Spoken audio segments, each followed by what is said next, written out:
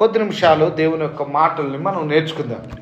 చూడండి, మొదటి కీర్తన గ్రంథంలో చాలా విలువైన విషయాలు దాగబడి ఉన్నాయి. అక్కడ కొన్ని విషయాలు, బలమైన విషయాలు, మంచి విషయాలు, గొప్ప విషయాలు ఆ కీర్తనలో దాగి ఉండటం మనం చూస్తాం. ఒక భక్తుడు ఒక మాట అంటాడు, నీ జీవితంలో 149 కీర్తనలు నెరవేర్పు కావాలి అని అంటే, 149 కీర్తనలు నీ బ్రతుకులో అది జరగాలి అని అంటే, కేవలం ఒకే ఒక కీర్తన నీ జీవితంలో ఉంటే చాలు, మిగతా 149 కీర్తనల యొక్క ఆశీర్వాదాలన్నీ నువ్వు పొందుకుంటావని ఒక భక్తుడు చెప్పాడు. ఆ కీర్తన ఏ కీర్తన అని మనం జాగ్రత్తగా ఆలోచిస్తే, ఆ కీర్తన మొదటి కీర్తన. ఏంటట? మొదటి కీర్తన ప్రతి క్రైస్తవుడు, ప్రతి మనుషుడు చక్కగా ఫాలో చేస్తే చాలు, చక్కగా వెంబడించగలిగితే చాలు, చక్కగా పాటించగలిగితే చాలు, చక్కగా దానిని క్రియరూపంలో ఆచరించగలిగితే చాలు, ఆ ఒక్క కీర్తన నీ జీవితాన్నే మార్చేస్తుంది. హల్లెలూయా, హల్లెలూయా. ఆ ఒక్క కీర్తన కనుక మన జీవితంలో లేకపోతే, ఆ ఒక్క కీర్తన కానీ మన బ్రతుకులో లేకపోతే, సర్వపు దుష్టపు పాపపు స్థితి అంతా కూడా ఎవరి బ్రతుకులో ఉంటుందంటే మన బ్రతుకులో ఉంటుంది. ఎవరి బ్రతుకులట? మన బ్రతుకులో ఉంటుంది. అయితే మన బ్రతుకులో పాపానికి స్థానం ఇవ్వకూడదు. మన బ్రతుకులో ఆ పాపానికి మనము స్థానం ఇవ్వకుండా పరిశుద్ధంగా బ్రతకాలి అని అంటే, పవిత్రంగా బ్రతకాలి అని అంటే, అందరి దృష్టిలో, దేవుని దృష్టిలో గొప్పగా ఎంచబడాలి అని అంటే, ఒకే ఒక కీర్తన మన జీవితంలో ఉంటే చాలు. ఆ కీర్తనే మొదటి కీర్తన. ఆ భక్తుడు ఇలానే అన్నాడు, మొదటి కీర్తన నీ జీవితంలో ఉపయోగపడితే, మొదటి కీర్తన నీ జీవితంలో ఒక భాగం అయిపోతే, మొదటి కీర్తన నీ బ్రతుకులో నువ్వు ఆచరించే విధంగా ఉండగలిగితే, మిగతా 149 కీర్తనలు నీ బ్రతుకులో నెరవేర్చబడతాయని భక్తుడు అన్నాడు. హల్లెలూయా, హల్లెలూయా. అయితే మనం ఈ మొదటి కీర్తన మొత్తం ధ్యానం చేయము, కానీ మొదటి కీర్తనలో మనము ఒక చెట్టును చూస్తాం. ఎవరిని చూస్తామంటే దేన్ని చూస్తాం? ఒక చెట్టును చూస్తాం. ఆ చెట్టు ఎప్పుడూ కూడా నీళ్లు ప్రవాహిస్తున్న ఆ ప్రవాహము పక్కనే నాటబడి ఉండటం మనం చూస్తాం. ఆ ప్రవాహము పక్కనే అది ఎదగటం చూస్తాం. ఆ ప్రవాహము పక్కనే ఆ చెట్టు నిత్యము తనకు కావలసిన సారమంతటిని తీసుకొని ఫలమిస్తున్న చెట్టును మనం చూస్తాం. హల్లెలూయా, హల్లెలూయా, హల్లెలూయా. ఆ కీర్తనలో ఏం కనిపిస్తుందంటే ఒక చెట్టు కనిపిస్తుంది. ఆ చెట్టు యొక్క స్థితి ఒక కొండలో పట్టును, లేకపోతే నీళ్లు ప్రవాహము లేని చోటను, మరొక చోటను ఆ చెట్టు నాటబడటం మనం చూడం. కానీ ఆ చెట్టు నాటబడిన యొక్క స్థలము ఎక్కడ అంటే, నీళ్లు ప్రవాహము సాగుతున్న స్థలంలో నాటబడటం మనం చూస్తాం. హల్లెలూయా, హల్లెలూయా. ఆ కీర్తన ఏమిటి అని అంటే, మొదటి కీర్తన మొదటి అధ్యాయము 3వ వచనంలో మనం చూస్తాం. అక్కడ ఒక చెట్టు మనకు కనిపిస్తూ ఉన్నది. ఎవరైనా సహాయము చేయవలసింది కోరుతూ ఉన్నాను. అతడు నీటి కాలువల యోరను నాటబడినదై ఆకు వాడక తన కాలమందు ఫలమిచ్చే చెట్టు వలె నుండును. అతడు చేయుదనంతయు సఫలమగును. హల్లెలూయా, హల్లెలూయా. ఇక్కడ మనకు ఒక చెట్టు కనిపిస్తుంది. ఈ చెట్టుకు సాదృశ్యం ఎవరు అంటే ఒక మనుష్యుడు. నీళ్లకు సాదృశ్యము ఏమిటి అంటే వాక్యము. ఎవరైతే తన వాక్యము చేత, ఎవరైతే తన వాక్యములు అంటపట్టుకొని ఉంటారో మొట్టమొదటి చెట్టులా మారుతాం. ఆ మొట్టమొదటి చెట్టు ఏమిటంటే ఫలమిచ్చే చెట్టట. ఏంటట? ఏం చెట్టట? మనం ఏ చెట్టులాగా ఉండాలి అంటే, మొట్టమొదటిగా ఫలమిచ్చే చెట్టులా ఉండాలి. ఫలాలు పూయని చెట్టులా ఉండకూడదు, ఫలాలు ఫలించని చెట్టులా ఉండకూడదు. కానీ దేవుడు కోరుకుంటూ ఉన్నాడు, దేవుడు ఆశిస్తూ ఉన్నాడు. నా బ్రతుకులు ఏమి కోరుకుంటున్నాడంటే, నువ్వు ఫలించాలని కోరుకుంటున్నాడు. ఏంటట? ఫలించాలి. ఎప్పుడు ఒకే స్థితిలో ఉండిపోకూడదు, ఎప్పుడు వాక్యం వినే స్థితిలోనే ఉండిపోకూడదు, ఎప్పుడు కూడా ఒక విశ్వాసిగానే ఉండిపోకూడదు. దేవుడు కోరుకుంటున్నాడు నువ్వు ఫలించమని. హల్లెలూయా. ఎలాగట? నువ్వు ఫలించమని కోరుకుంటున్నాడు. ఈ కీర్తనలో మనకు కనిపించిన చెట్టు ఏంటట? ఫలించే చెట్టు. ఏం చెట్టట? యేసు ప్రభు వారు ఒకరోజు ఒక ప్రయాణమై సాగిపోతూ ఉన్నప్పుడు యేసు ప్రభు వారికి ఒక చెట్టు కనిపిస్తుంది. ఆ చెట్టట ఫలము లేని చెట్టట. అది ఏం చెట్టట? ఏం చెట్టట? మరొక వాక్యం ఉంటుంది, ఏమనంటే ఫలింపని ప్రతి తీగను కూడా దాన్ని పెరికి వేయి దాన్ని నరికి ఎక్కడ పెడతారట? పొయ్యిలో పెట్టాలి. హల్లెలూయా, హల్లెలూయా. దీని ప్రకారం మనం ఆలోచిస్తే ప్రియమైన దేవుని బిడ్డలారా, మనము ఫలించే వారిగా ఉండాలి. ఏ ఫలం ఇచ్చేవారిగా ఉండాలి అని అంటే అనేక మందికి సువార్తను అందించే ఫలంలోనికి మనం ఉండాలి. అనేక మందిని ప్రభులోకి నడిపించే ఫలభరితంగా ఉండాలి. మనము అనేకమైన పరిచర్య కొరకు సపోర్ట్ చేసేవారిగా ఉండాలి. మనము అనేకమైన ప్రార్థనలో ఫలభరితాన్ని చూసే ఫలభరితంగా మనం ఉండగలగాలి. కానీ మనం ఫలించని బిడ్డల్లాగా మనము ఉండనే కూడదు. నా జీవితంలో ఫలభరితంగా మారబడే చెట్టులా ఉండాలి అనంటే నీకు ఆధారం ఏమై ఉండాలి అంటే దేవుని వాక్యమై ఉండాలి. హల్లెలూయా, హల్లెలూయా. దేవుని వాక్యం చేత నాటబడిన ఆ చెట్టట ఫలంగా మారిందట. ఎలా మారిందట? ఫలభరితంగా మారిందట. ఇప్పుడు దేవుని వాక్యం లేని చెట్టట ఏమవుతుంది?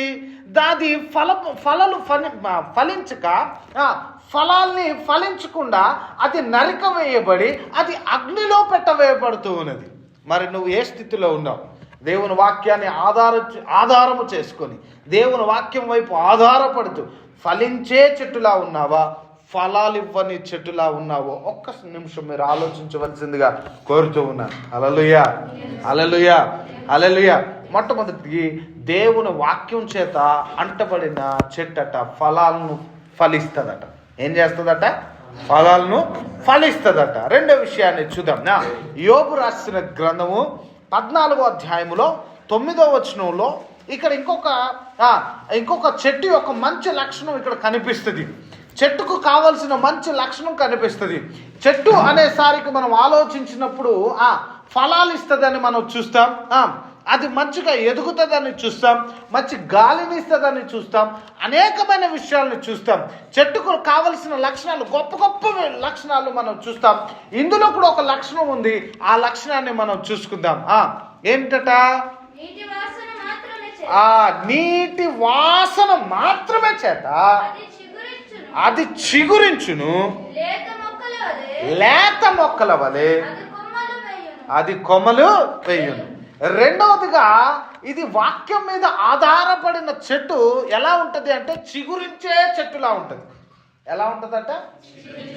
చిగురించే చెట్టు ఎప్పుడైనా ఎండిపోవడం మనం చూసామా? చిగురించే చెట్టు చూడగానే అందరి కళ్ళకు, అందరి మనసుకు ఆనందం కలగజేస్తుంది. ఎండిపోయిన చెట్టును చూస్తే బాధను కలగజేస్తుంది. కానీ చిగురించే చెట్టు అట ఏం కలగజేస్తుందంటే ఒక ఆనందాన్ని కలగజేస్తుందట. హల్లెలూయా, హల్లెలూయా.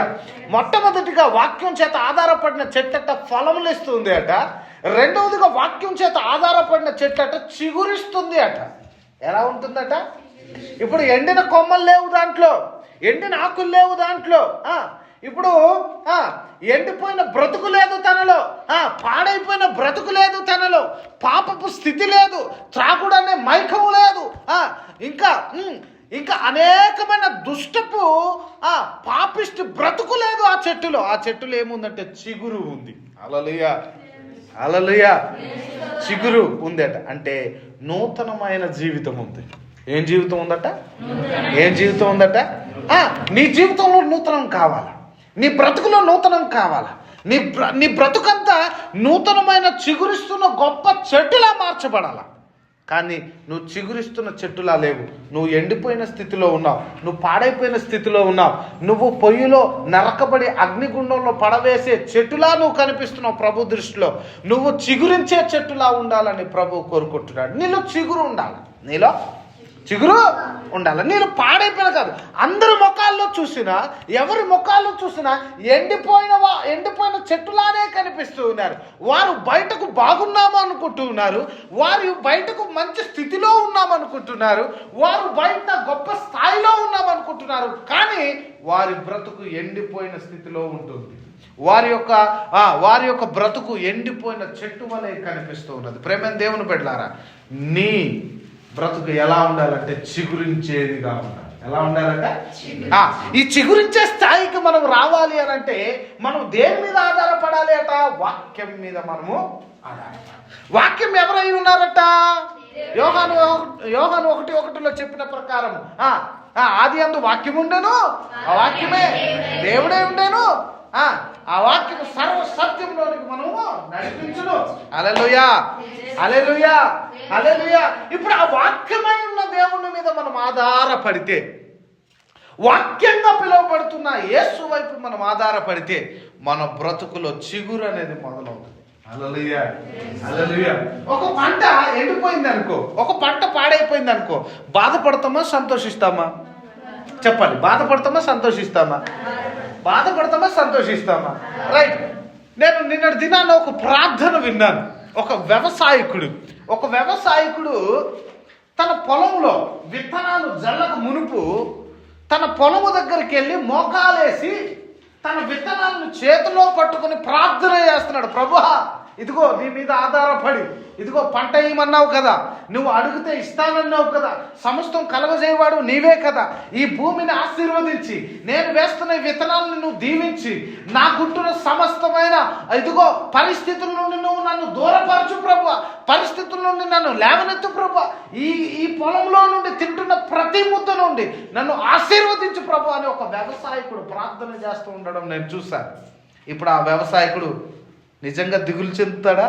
నిజంగా ఆయన మంచి పంట కొయ్యకుండా ఉంటాడు. ఎందుకంటే ఆయన మొదటిగానే దేవుని మీద ఆధారపడ్డాడు. హల్లెలూయా, హల్లెలూయా. ఎవరైతే దేవుని మీద ఆధారపడతారో వారట చిగురిస్తారట. వారట చిగురిస్తారట. వాళ్ళు చిగురుదనం ఉంటుందట. వాళ్ళు ఫలించే ఆత్మ కలిగి ఉంటారు. కానీ ఈ రోజుల్లో ఎవరు మొఖాలైనా మీరు చూడండి, చాలా సంతోషంగా ఉన్న మొఖాలు లేవు. అన్నీ ఎండిపోయిన చెట్టులా ఉంటున్నారు. మందిరానికి వచ్చేటప్పుడు మాత్రం వాక్యం అబ్బా సూపర్ అని వింటూ ఉన్నారు. కానీ బయటకు వెళ్ళేసరికి భుజాలు దులుపుకుని వెళ్ళిపోతూ ఉన్నారు. బయటకు వెళ్ళేసరికి ఫ్రెండ్స్తో కలిసేసరికి, స్నేహితులతో కలిసేసరికి, బయట వారితో కలిసేసరికి వాక్యం మీ గుర్తు రాట్లా, వాక్యం మీ మదిలోకి ఎక్కట్లే, వాక్యం మీ జీవితంలో పని చేయట్లేదు. ఎందుకు తెలుసా? మీరు వాక్యాన్ని మనసు పెట్టి వినట్లేదు, మనసు పెట్టి గ్రహించట్లేదు, మనసు పెట్టి మీ హృదయాలు పెట్టుకోకపోవడం కారణంగా మీ బ్రతుకులు పాడైపోతుంది. హల్లెలూయా, హల్లెలూయా. మనం పాడవకూడదు అనంటే, మన బ్రతుకు బాగుండాలి అనంటే ఎప్పుడు వాక్యమట మన మదిలో ఉంటూనే ఉండాలి. అందుకనే దివారాత్రంలో దాన్ని ధ్యానించువాడు. నువ్వు నీ ఫ్రెండ్స్తో ఉన్న దేవుని లోపల వాక్యాన్ని నువ్వు చదువుతూ ఉండాలి. నువ్వు నీ మమ్మీ డాడీతో ఉన్నా నీవు దేవుని వాక్యాన్ని నువ్వు చదువుతూ ఉండాలి. నువ్వు స్నేహితులతో మాట్లాడుతున్నా inside the word of God అనేది వర్క్ అవుతూనే ఉండాలి. అప్పుడు నువ్వు పాపంలో పడవు. అప్పుడు నీ స్నేహితుల యొక్క దురాలోచన నుండి నిన్ను దేవుడు విడిపిస్తాడు. హల్లెలూయా. ఇది రెండవ లక్షణం. మరొక చెట్టుకు మరొక లక్షణం కలిగి ఉన్న విషయాన్ని మనం చూద్దాం. యెషయా గ్రంథము 44వ అధ్యాయము 4వ వచనంలో ఇక్కడ ఉన్న చెట్టుకి ఇక్కడ కనిపిస్తున్న చెట్టుకి ఇంకొక లక్షణం ఉన్నది. మొట్టమొదటిగా దేవుని వాక్యం మీద ఆధారపడే చెట్టట ఫలాలు పూస్తుందట. రెండవదిగా దేవుని యొక్క వాక్యం మీద ఆధారపడే చెట్టట చిగురిస్తుందట. మూడవదిగా దేవుని వాక్యం చేత ఆధారపడే చెట్టట ఎలా ఉంటుందో మనం చూద్దాం. యెషయా గ్రంథము 40 నీటి కాలువల యొక్క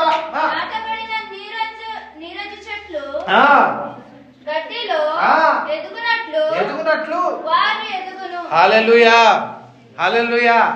మూడవది మనం జాగ్రత్తగా పరిశీలిస్తే మూడవది గట్ట ఎదుగుదలతో కూడిన చెట్టులా ఉంటుందట. ఆ చెట్టు అట ఎప్పుడు ఒకే స్థితిలో ఉండదు, ఎదిగే స్థితిని కలిగి ఉంటుంది. ఏం కలిగి ఉంటుందట?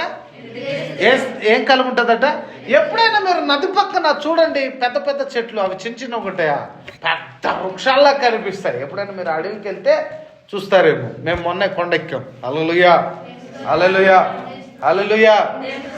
మేము మొన్న కొండకి వెళ్ళినప్పుడు చాలా విషయాల్ని మేము చూసుకొని చాలా సంతోషించి వచ్చాం. నది ప్రక్కన నుండి వెళ్తా ఉన్నప్పుడు పెద్ద పెద్ద చెట్లు కనిపిస్తాయి. పెద్ద పెద్ద చెట్లు కనిపిస్తాయి. ఒకరోజు అనిల్కి విజయ్కి కూడా తీసుకెళ్ళా. నది పక్క నుండే కొండను ఎక్కి వెళ్తా ఉన్నప్పుడు వారి కాళ్ళు వణుకుతా ఉండే, వారు ఎప్పుడు ఎక్కలేదట. హల్లెలూయా. ఈ విషయాలు ఎందుకు చెప్తున్నానంటే, మీరు నది పక్కన ఉంటున్న చెట్లను చూడండి, అవి పెద్దగా ఉంటాయి, అవి ఎప్పుడు పచ్చగా ఉంటాయి, అవి ఎప్పుడు ఎదిగే స్థితిని కలిగి ఉంటాయి. హల్లెలూయా, హల్లెలూయా. దేవునికి మహిమ కలుగును గాక. ఆమేన్, ఆమేన్, ఆమేన్, ఆమేన్, ఆమేన్. రైట్. ఏం కలుగుంటుందట? ఎదిగే స్థితిని కలుగుంటుందట. మనమట ఏం కలిగి ఉండాలంటే ఎదిగే వారిలా ఉండాలి. మనం పొట్టివారిగా ఉండకూడదు. మనం ఎలా ఉండకూడదు అంటే ఎదగకుండా ఉండిపోతున్న ఒకే స్థితిలో మనం ఉండిపోకూడదు. మనం ఎలా ఉండాలంటే ఎదిగే వారిలా ఉండాలి. ఎలా ఉండాలట? దేవుడి మీద ఆధారపడే ప్రతి చెట్టట ఎదుగుదల కోరుకుంటుందట, ఎదుగుతూ ఉంటుందట. ఎందుకంటే పుష్టి అయిన సారము పొందుతుంది, పుష్టి అయిన ఆహారము పొందుతుంది ఆ చెట్టు అలా ఉండడం బట్టి ఎదుగుతూ ఉన్నది. ఏం చేస్తూ ఉన్నది? ఈ రోజుల్లో ఎవరిలో ఎదుగుదల లేదు. చాలా మందిలో ఎదుగుదలను చూడలేకపోతున్నాం. చాలా మందిలో ఎదుగుదల చాలా తక్కువ అయిపోతూ ఉన్నది.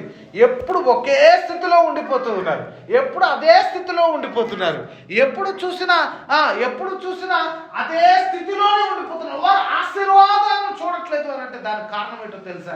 వారు వాక్యం మీద నిలబడట్లేదు. హల్లెలూయా, హల్లెలూయా, హల్లెలూయా. ఇదిగో చూడండి ప్రేమ దేవుని బిడ్డలారా, అన్నిటికన్నా గొప్పది, అన్నిటికన్నా విలువైనది ఏమైనా ఉంది అంటే, మన మానవుని యొక్క జీవితంలో అత్యంత గొప్పది విలువైనది ఏదైనా ఉన్నది అంటే అది దేవుని వాక్యమే. హల్లెలూయా, హల్లెలూయా. కారు బంగ్లాలు కాదు, గోల్డెన్ ఆస్తిపాస్తులు కాదు, కానీ నిత్యమైనది, గొప్పది, సర్వసత్యంలోనికి మనం నడిపించి మనల్ని సజీవుల లెక్కలో ఉంచేది, విలువైనది, ప్రాణం కంటే గొప్పది ఏమైనా ఉన్నది అంటే అది దేవుని వాక్యం మాత్రమే. హల్లెలూయా, హల్లెలూయా. మొట్టమొదటిగా దేవుని వాక్యం చేత ఆధారపడిన చెట్టట ఫలాలను అందిస్తుంది అట. రెండోది, దేవుని మీద ఆధారపడిన చెట్టట చిగురుస్తుంది అదట. మూడోదిగా, దేవుని వాక్యం మీద ఆధారపడిన చెట్టట ఎదుగుతూ ఉన్నదట. నీలో ఈరోజు ఎదుగుదల లేదు, నీలో ఎదుగుదల లేదు. నువ్వు డిగ్రీ వరకు చదివి అదే పాస్ మార్కులతో పాస్ అవుతుంటే ఏమైనా ఎదుగుదల ఉన్నదా? చెప్పండి, ఏమైనా ఎదుగుదల ఉందా? నువ్వు ఇంతవరకు రాణిస్తున్న నీ బ్రతుకులో అదే 1000 రూపాయల జీతంతో నువ్వు సరిపెట్టుకుంటే ఏమైనా ఎదుగుదల ఉన్నదా? లేదు. నువ్వు స్థాయికి అడుగుకు నువ్వు ఎదుర్కొంటూ వెళ్ళాలి అంటే నీకు కావలసినది దేవుని వాక్యం మాత్రమే. హల్లెలూయా, హల్లెలూయా.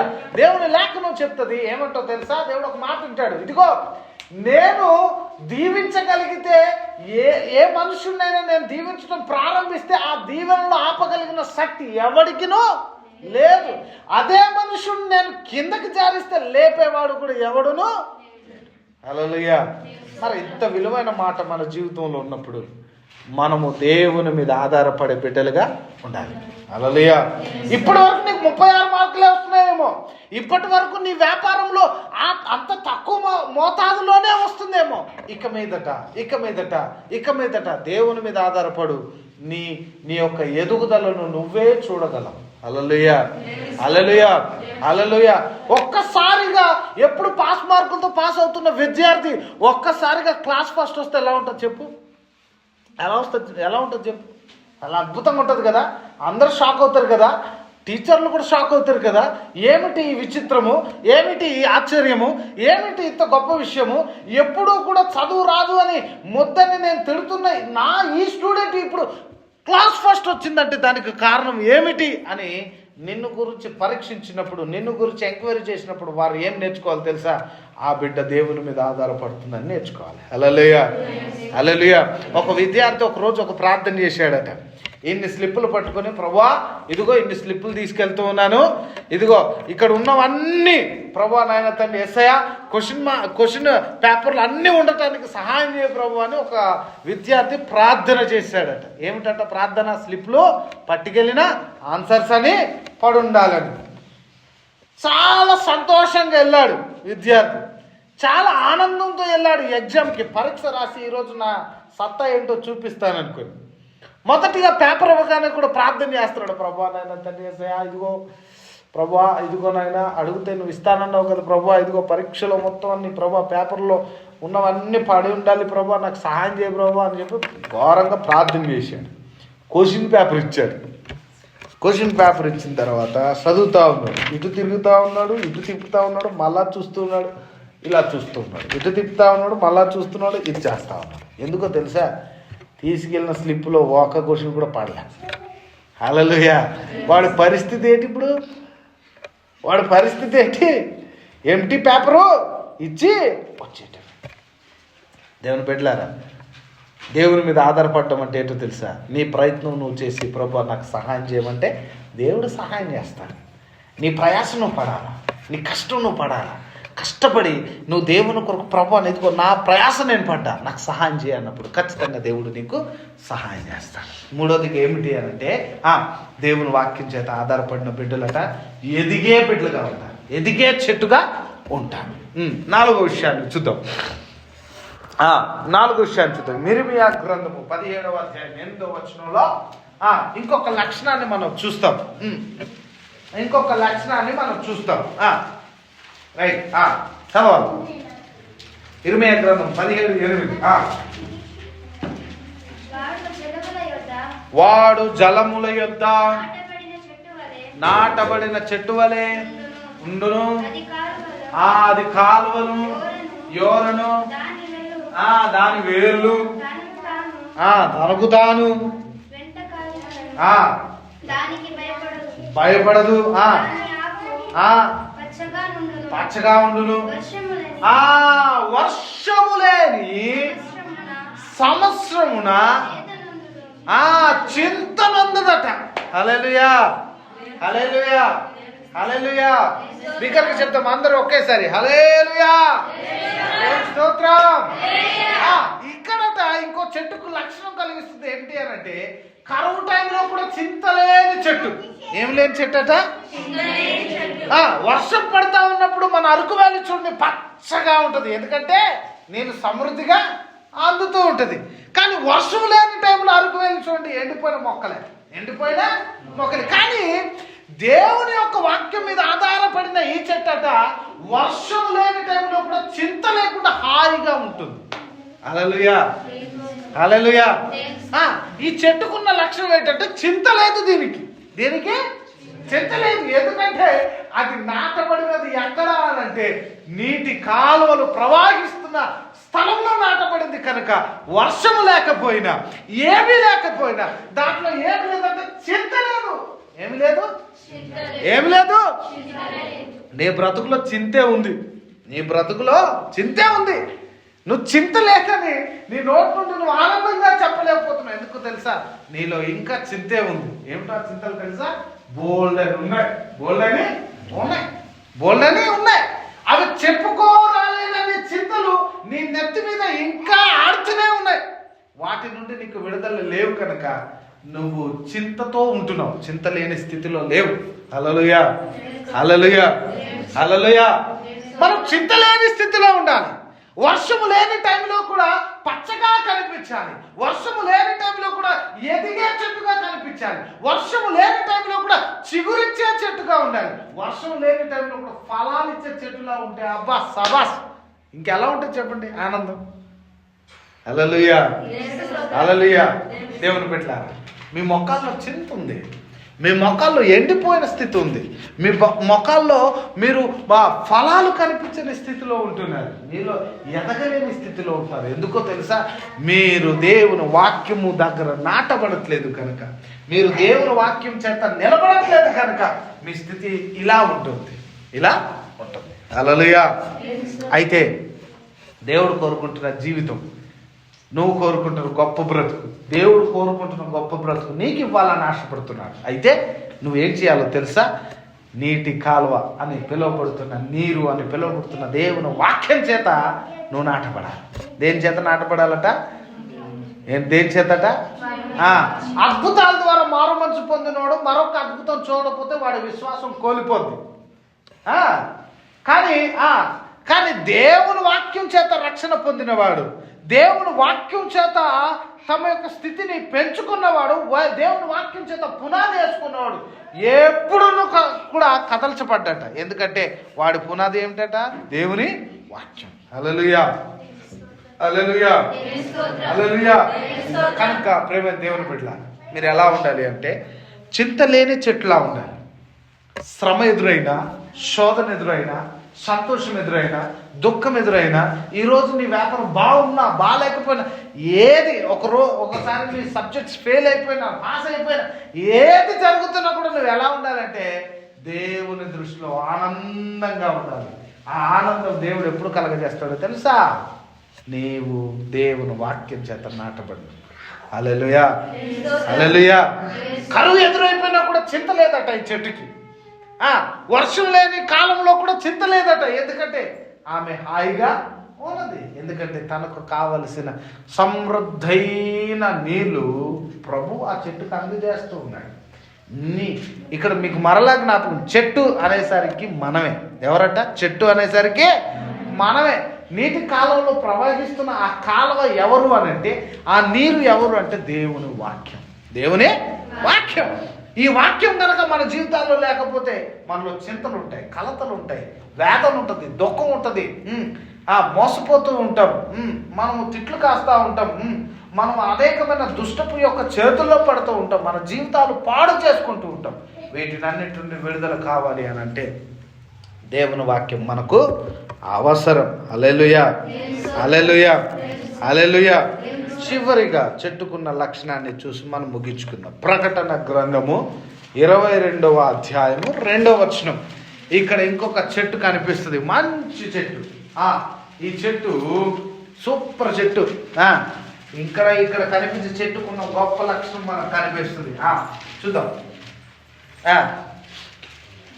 రైట్, చదవాలి. 22 ప్రకటన 22వ అధ్యాయం 2వ వచనం. చదవాలి. చూపెను ఆ నది యొక్క అది నెలకు ఫలించుచు 12 కాపులు కాయను. ఆ వృక్షము యొక్క ఆకులు జనములను స్వస్థపరచుటకై వినియోగించెను. హల్లెలూయా, హల్లెలూయా. చివరిగా దేవుని వాక్యం మీద ఆధారపడిన చెట్టట స్వస్థపరుస్తుందట, ఉపయోగపడుతుందట. దేవుని వాక్యం చేత ఆధారపడిన చెట్టట అనేక మందికట స్వస్థతనిచ్చే చెట్టుగా ఉపయోగపడుతుంది.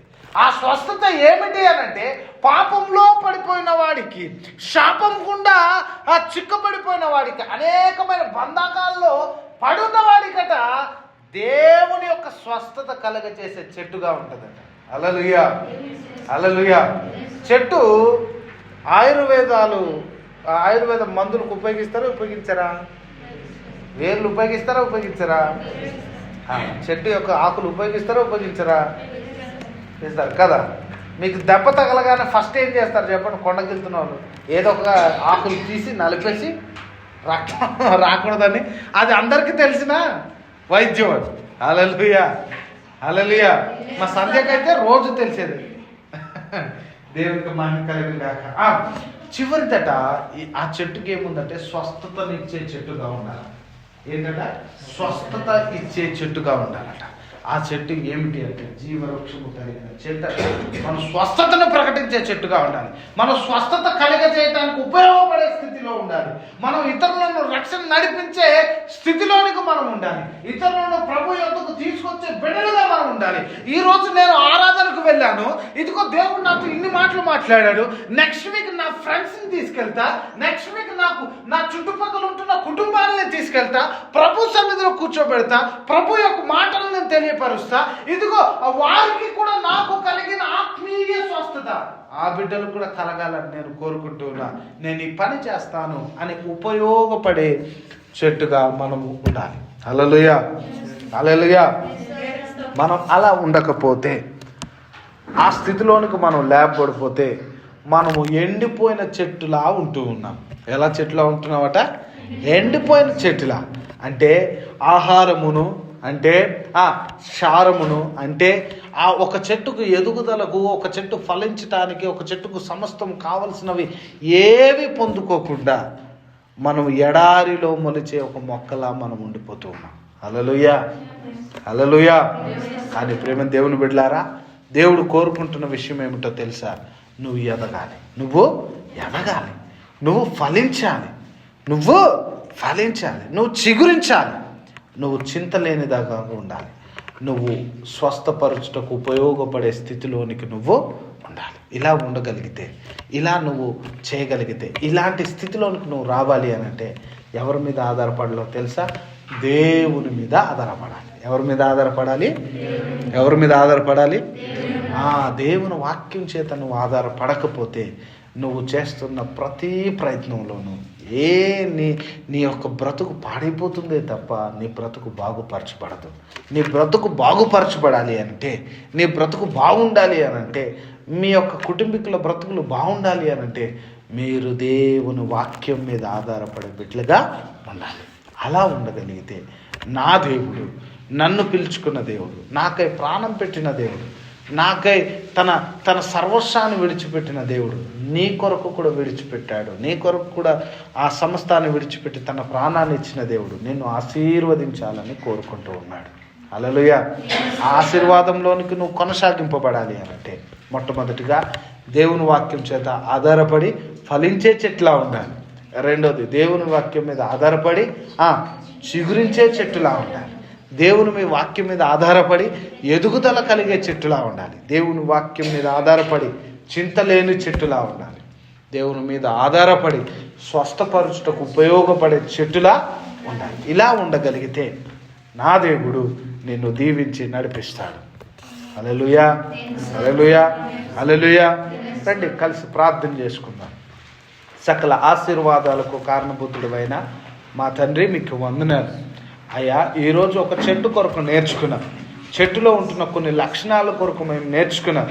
ఆ చెట్టు ఎప్పుడు ప్రభువా నీతో పాటు ఉండి తన జీవిత శైలినే మార్చుకోగలిగింది, తన బ్రతుకునే మార్చుకోగలిగింది. ఇక్కడ చెట్టు అనేసరికి ప్రభువా అది మీరు అని మాకు సెలవిచ్చారు. అయ్యానైనా నీళ్ళు అనేసరికి ప్రభు వాక్యంగా మీరు సాదృశ్యంగా ప్రభు మీరు తీసుకున్నారా, అందరూ బట్టి నీకు వందనాలు తెలియపరుస్తూ ఉన్నా. అయ్యానైనా తండ్రి, విలువైన విషయాలు మాకు నేర్పించినందుకు మీకు వందనాలు. మా బిడ్డలనైనా తండ్రి, ఇది ఏదో క్యాజువల్గా వినే వాక్యంగా తీసుకోకుండా ఇదొక ఛాలెంజ్గా తీసుకొని దాని ప్రకారం బ్రతకగలిగిన మనస్సును సమస్తమును మీరు దయచేయమని కోరుతూ ఉన్నారు. ప్రభు బిడ్డలకు అయాటి కృప మీరు దయచేయమని, కూడి వచ్చిన వారు దీవించమని యేసు నామములో అడిగి వేడుకుంటున్నాము తండ్రి. ఆమేన్, ఆమేన్, ఆమేన్.